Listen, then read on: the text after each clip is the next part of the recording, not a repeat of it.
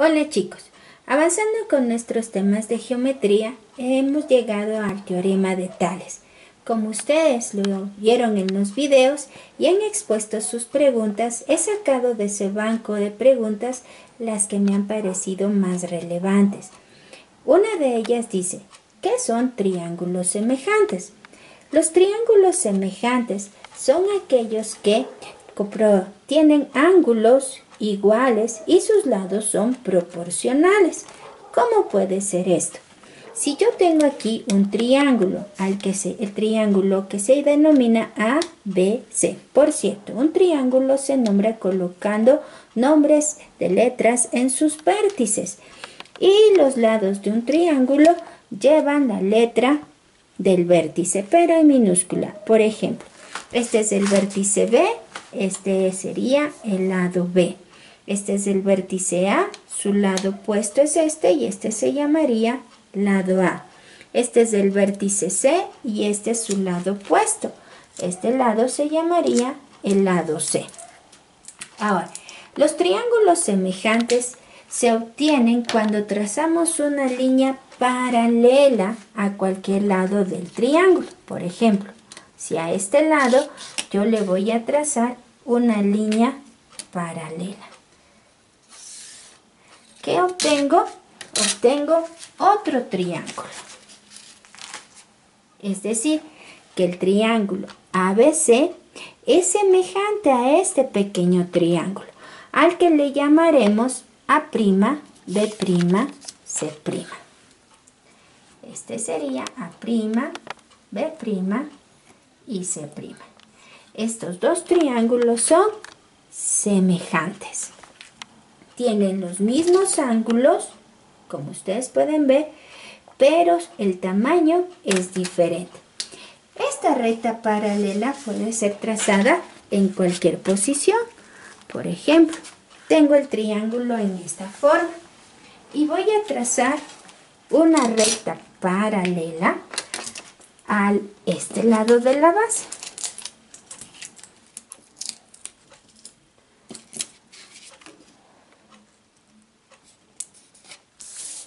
Ya.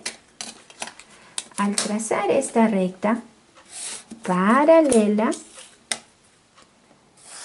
obtengo otro triángulo. Como ustedes pueden ver, allí tenemos otro triángulo. Un triángulo grande y un triángulo más pequeño. Estos dos triángulos son semejantes. El triángulo CDE es semejante al triángulo C', D', E'. Yo tengo aquí otro triángulo. Y queremos trazar, y se va a trazar en este caso, una línea paralela a este lado. Tengo la recta, ubico y trazo una recta paralela. ¿Qué obtengo? Obtengo un triángulo semejante. Ya. Entonces, se dice que dos triángulos están en posición de tales si sus ángulos son iguales y sus lados correspondientes son proporcionales. Entonces, triángulos semejantes se consideran también triángulos en posición de tales. Otra pregunta que salió es ¿qué necesito saber para poder aplicar el teorema de Tales? Necesitamos como conocimientos previos la proporcionalidad, magnitudes directamente proporcionales. Para recordar el tema, vamos a hacer un ejemplo. Si se dice que 5 es a 8, como 10 es a 16. ¿Cómo sabemos que esto es una proporción? Sabemos que es una proporción cuando al multiplicar en aspa, los dos resultados me dan lo mismo. 5 por 16 es 80 y 8 por 10 es 80. Esa es la ley de la proporcionalidad. Extremos por extremos es igual a medios por medios. Pero lo que determina que hay una proporción es que la razón o el cociente de estos dos es el mismo. Si dividimos 5 para 8, obtenemos 0, 50 para 8 a 6, me sobra 2, 20 para 8 a 2, me sobra 4, 40, sería 0,625 milésimos. Ahora, si dividimos 10 para 16, debe darme el mismo cociente. 0, 100 para 16, a 6, 6 por 6, 36, de 44 y 0. Con decimales, 40 para 6, a 2 y me sobra 8. 80 para 16, a 5. El cociente es 625 milésimos. Esta se conoce como la razón. Ese es el tema que necesitamos recordar, porque en el teorema de Tales vamos a buscar uno de los valores. Otra pregunta que se vino es, ¿para qué sirve el teorema de Tales? El teorema de Tales tiene muchas aplicaciones. Las más utilizadas, las más conocidas, son para calcular alturas de diferentes elementos. También por esta razón es que se aplica en lo que es arquitectura e ingeniería.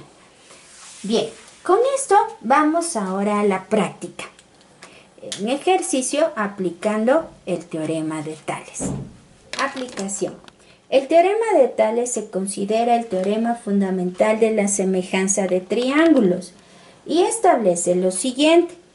Toda recta paralela a un lado de un triángulo forma con los otros dos lados otro triángulo que es semejante al triángulo dado.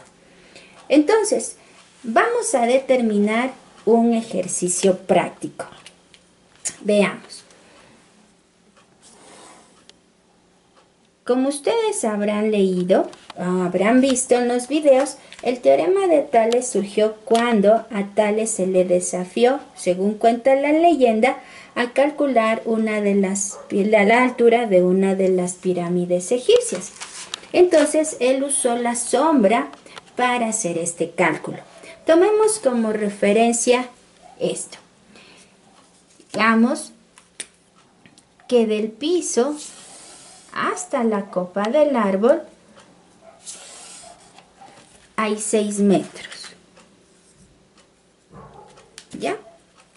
Del árbol hacia el osito hay 8 metros.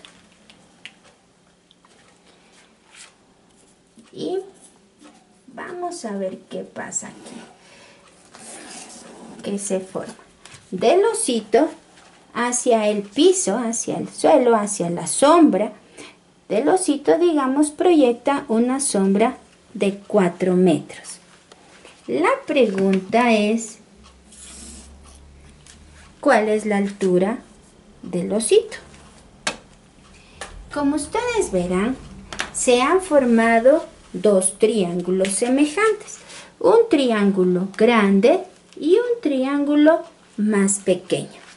Llamemos al triángulo grande el triángulo A, B y C. Y el triángulo más pequeño D, E y C. Vamos a comparar aplicando el concepto de proporcionalidad. Entonces, tenemos dos magnitudes aquí. Altura y base. Y tenemos dos objetos, el árbol y el osito. La altura está determinada por el segmento AB.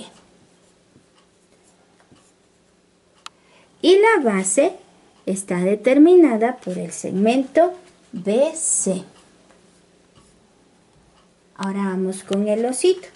La altura del osito es el segmento DE. Y la base del triángulo que se ha formado con la sombra del osito y su altura es el segmento EC.